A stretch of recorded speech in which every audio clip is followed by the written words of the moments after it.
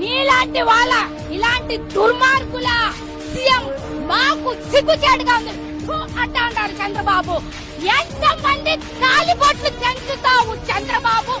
సిగ్గు శరం లేని చంద్రబాబు అంటారు. నిన్ను సిగ్గు శరం లేని సీఎం అంటారు చంద్రబాబు నాయుడు గారు. నీలాంటి వాళ్ళ ఈ రాష్ట్రానికి సీఎం. ఎలాంటి సీఎం తెచ్చుకున్నారే ఈ రాష్ట్రం ప్రజలు అనని నిన్ను ఊముస్తా ఉన్నారు సీఎం చంద్రబాబు నాయుడు గారు. మీ కూటమి ప్రభుత్వం వచ్చి కల్తీ మద్యాన్ని తాగి ఎంతో మంది చనిపోతా ఉన్నారు.